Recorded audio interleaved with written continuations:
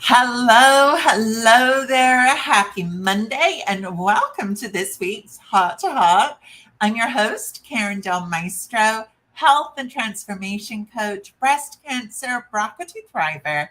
And today we are here talking about the difference between being a survivor or a thriver. And I'm going to be sharing 5 of the main differences that I see every day when I'm talking to women specifically after breast cancer. Now, is this just about breast cancer? No. This can apply to any of you. If you've been through trauma, if you feel like you're just constantly on the hamster wheel, if you feel like you're constantly in survival mode, which I know I have felt previous times in my life, even before a breast cancer diagnosis, I no longer do that. I have now shifted the corner and consider myself a thriver. And yes, I'm going to call out the elephant in the room here. This lovely scar I have going on up here. This was actually from a biopsy I had recently for some mediastinal lymph nodes, these lymph nodes right here. I have 7 biopsies, all clear, thankfully, no sign of any cancer. So I get to exhale, right? So let's talk about the differences between being a survivor and thriver. Now, I said that I spent much of my life in survival mode. Much of my life, I recognize now, looking back, I spent in fight or flight. My survival mechanism is flight. I tend to remove myself from situations. I tend to handle stress and other emotions on my own, or at least I used to. I don't do it so much anymore. I'm shifting the way that I still do my life to ways that feel better for me right now. And the reason I share that is so that you get to do the same for you, right? Now, why do we want to thrive versus survive? When we are constantly in survival mode, right, we're in what's known as our sympathetic nervous system.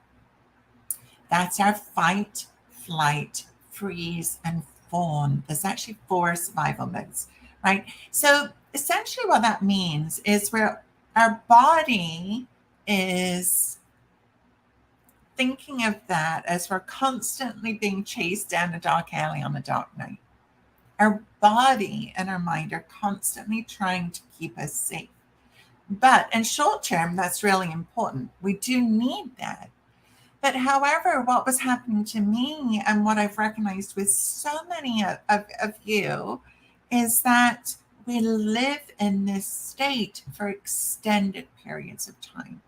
And when that happens, we end up dealing with our cortisol, our stress hormone, going completely out of whack. Our nervous system becomes extremely dysregulated, and we don't know where our rest and digest, our parasympathetic, our happy place is anymore. And we certainly don't know how to necessarily get there.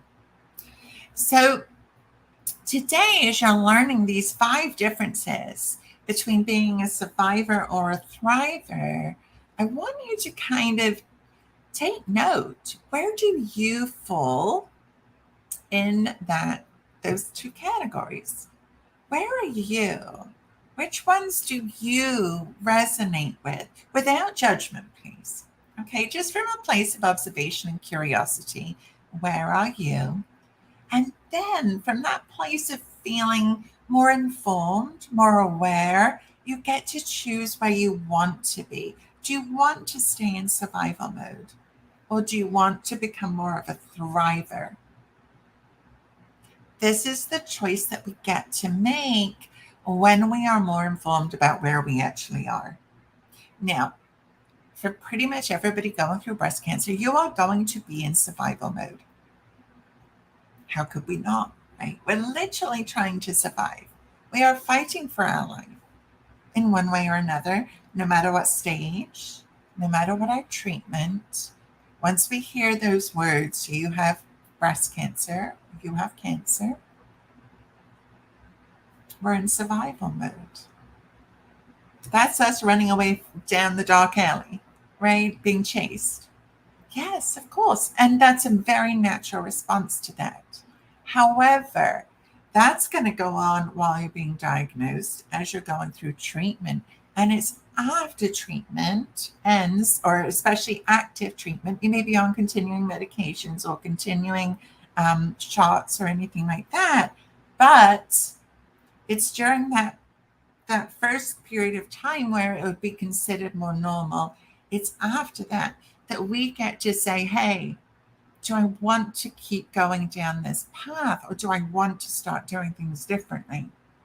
Now, why do we want to start doing things differently? Number one, it feels better. Right? To feel like we're calmer, to feel like we're more present, to feel like we're not snapping at everybody in sight. But aside from those things, it's also the physical side of things, right? We all want to continue to be healthy. And so, what we have to do if we want to be healthy is make some conscious choices about how we're going to do that. Because otherwise, we're just repeating the same things and expecting a different outcome. And that doesn't typically work out too well, right? That's when we repeat the same things, the same behaviors, the same thoughts, the same feelings, we're going to end up in the same place that we were. So, if we want a different outcome, then we get to take different actions. I hope that makes sense, right? And if you're on live, pop in, say hi, let me know who's on.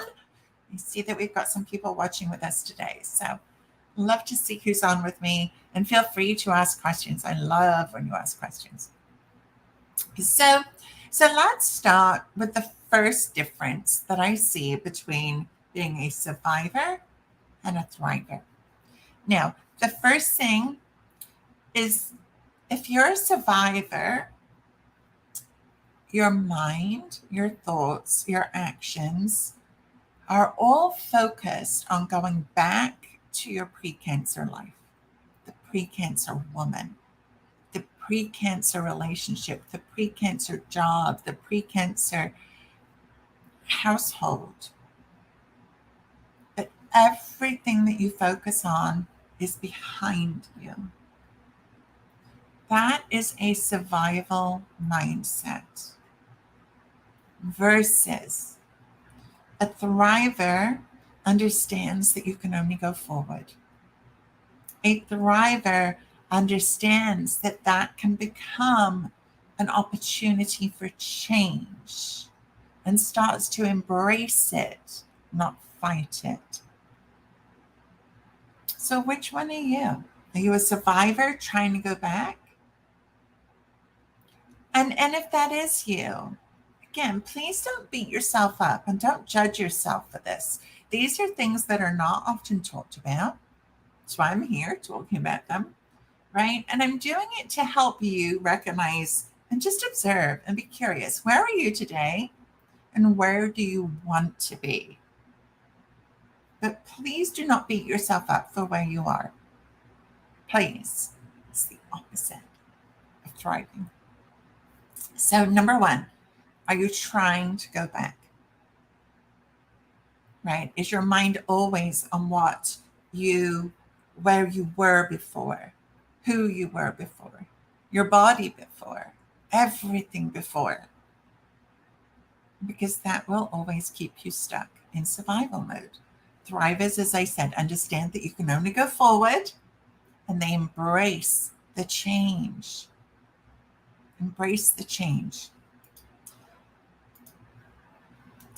Number two, survivors tend to spend their energy on focusing on what they can't do anymore. And again, I'm going to ask you, please, just to recognize yourself and see where you are.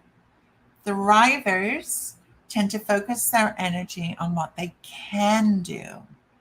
So which are you? Do you tend to go around and say, I'm too tired. I can't do the food shopping. I'm too tired. I can't go for a walk. I can't lift what I used to anymore. I don't have the endurance I used to anymore. I can't enjoy being around people anymore. I can't bear to look in the mirror anymore. Are you focusing on what you can't do? If you are, then you're likely stuck in survival mode. You're surviving. Thrivers say, what can I do? Wow, my legs still work. Let me see if I can walk around the block. Can I do stretching or yoga instead of running or biking?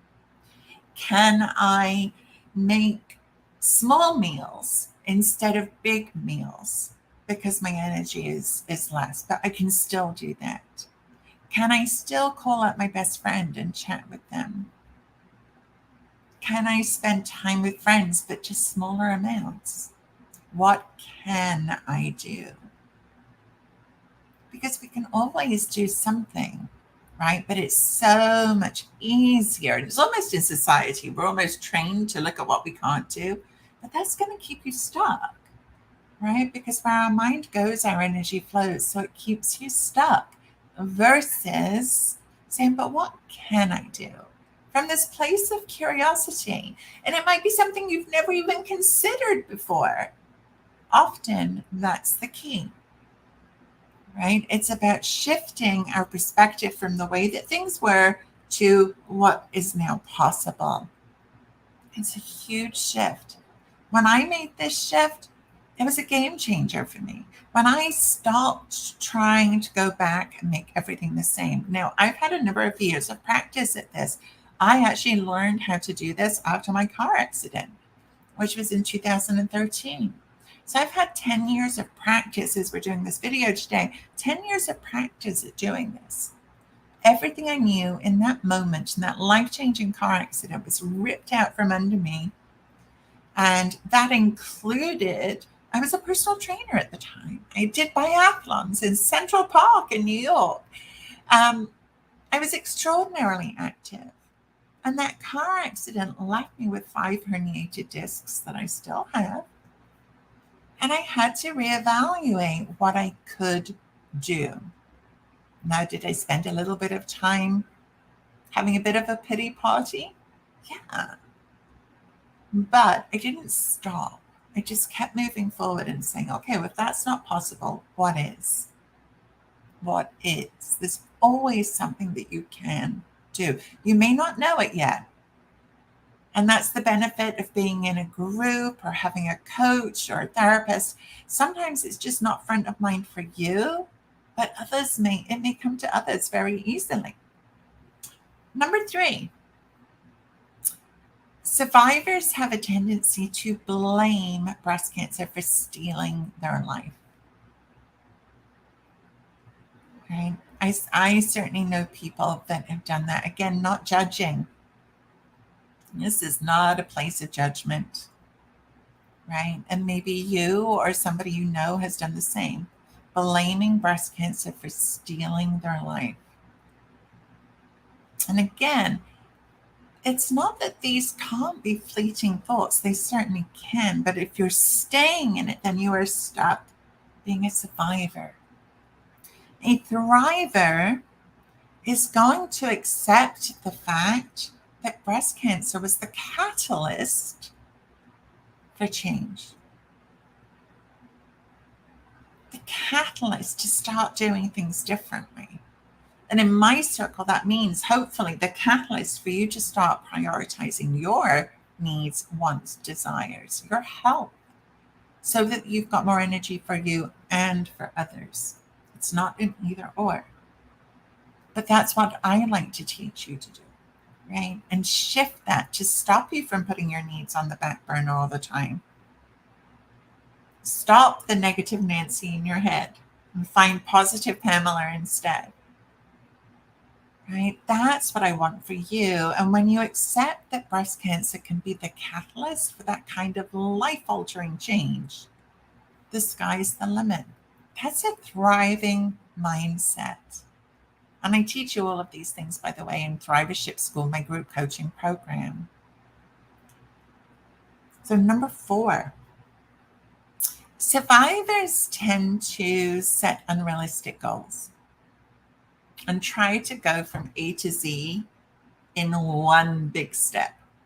So what is that? What do I mean by that? Right? It might look like something like, I'm going to eat healthy, which you may have said, right? It's a very normal thing to say, especially after breast cancer. But that's a really big goal, right? Suddenly change your entire eating habits in one step. It's kind of what I call a diet mentality, which doesn't work, by the way. Diets don't work. So if you've ever been on a diet, then this is that kind of mentality, right? Changing everything that you do in one diet, and you can maintain it for a small period of time. But how do I know that diets don't work? There's, first of all, 20 years of working in health and wellness and seeing many people try different diets. But there's a statistic that 98% of women who go on a diet will lose weight, but will gain that weight back and more within 2 years. Diets don't work.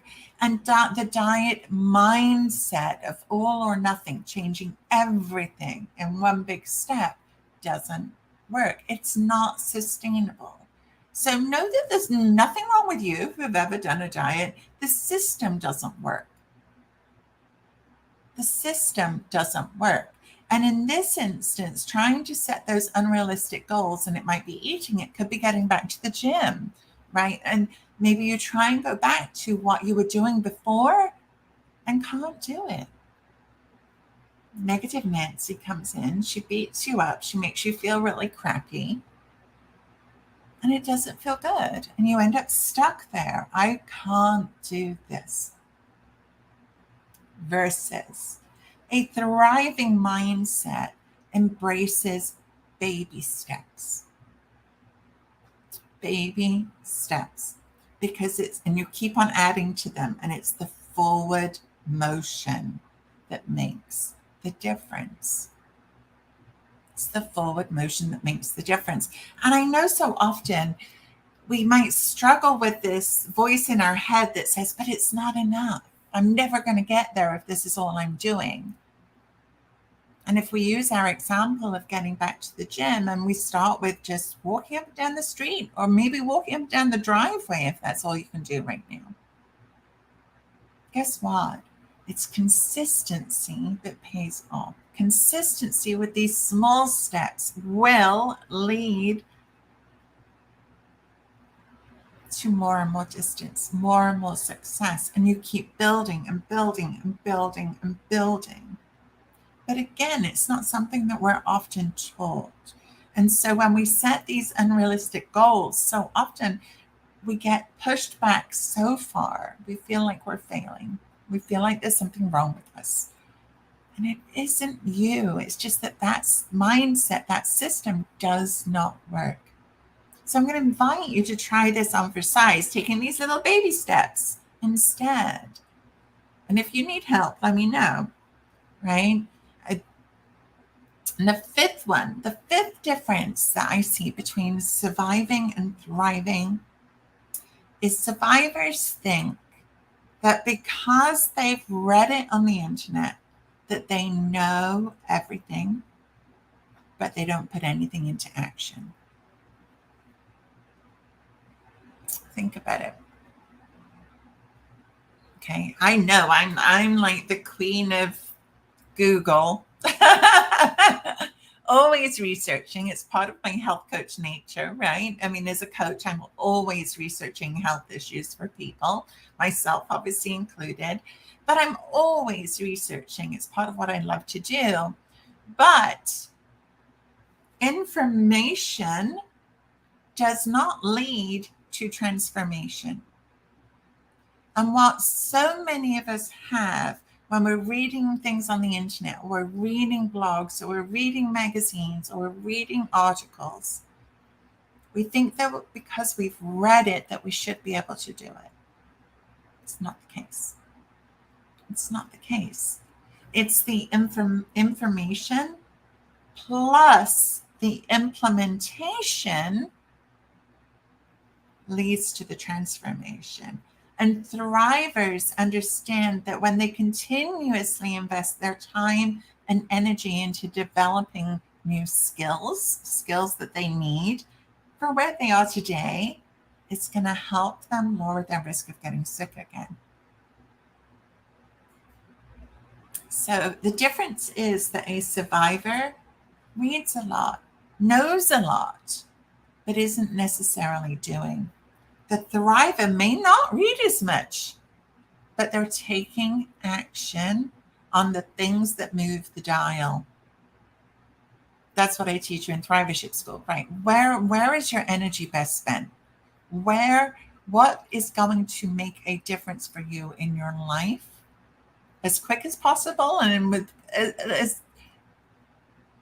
as little as possible effort? But it's focused, right? Making sure that your focus is going in the right direction. So those are the 5 biggest differences that I see between surviving and thriving. Now, which one do you want to be? Do you want to be a survivor? Do you want to be stuck in that place, trying to go back, spending energy and focus on what you can't do, beating yourself up in your head for what you can't do? Do you want to keep blaming breast cancer for stealing your life, setting unrealistic goals and not achieving them, and thinking that because you've read it on the internet that you know it, but you're not doing it? Is that where you want to stay? If the answer is yes, that's okay. Not my place to judge or tell anybody where they should be. That would be judging. The word should is a judgment word. Now, on the other hand, if, like me, you would like to thrive,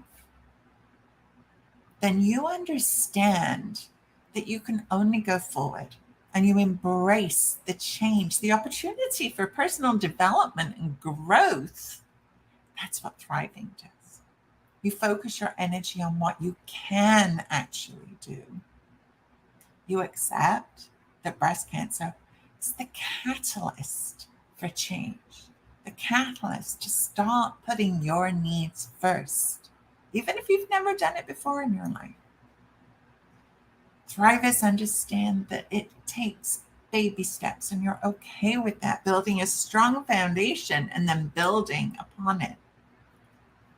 And finally, thrivers continuously invest their time and energy into developing the skills that they need to help them lower their risk of getting sick again. Now let me know, right? Which one are you and which one do you want to be? I know being a thriver feels hopeful, right? It feels expansive. It feels full of opportunity and ability for change, not just me, but to help others change, right? It becomes bigger, so much more of a purpose. And so today, what I'm going to ask you to do is maybe a little bit different. If you want to be a thriver, if you want to learn how to thrive, then hop on over to Instagram and or drop the word thrive below. But you can see my handle there at Karin, KARINDEL 34. Hop on over to Instagram. Send me a private message with the word thrive if you want to learn how to thrive. And if you're okay in being in survival mode, that's okay.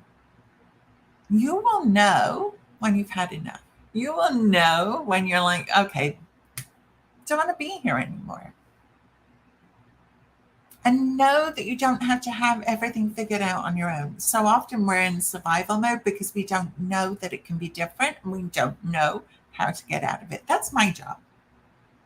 Okay, so hand that over to me. That's my job. Now, all you need to do is say, I want to know how to thrive. I don't want to be in this place anymore. I want to feel calmer. I want to have more energy. I want to enjoy my life and spend time with my loved ones. And the whole reason you fought this disease. That's what we get to do when we thrive. I've had people in Thrivership school say to me that when they come in, they feel very depressed, hopeless, down, frustrated. And in just 6 months, you see the sparkle come back in their eye, and they're planning all kinds of things with their life. When 6 months prior, they didn't even know if there was a future or how to even think of the future. The sky's the limit. You just have to decide what you want for your life. And know that I'm here to support you every step of the way. So I hope this was helpful in just identifying where you are, where you want to be, and know that you're not alone. And I'm here to help. Okay? Have an incredible week. Don't forget, send me that message with the word thrive. Reach out, let me know. And I'd love to connect with you. Okay? Have an amazing day, amazing rest of your week, and thrive on, guys. Thrive on. Again, I'm your host, Karin Del Maestro. You can find me hanging out primarily in the Healthy Living After Breast Cancer Facebook community. And I will see you next week for next week's Heart to Heart. Bye for now.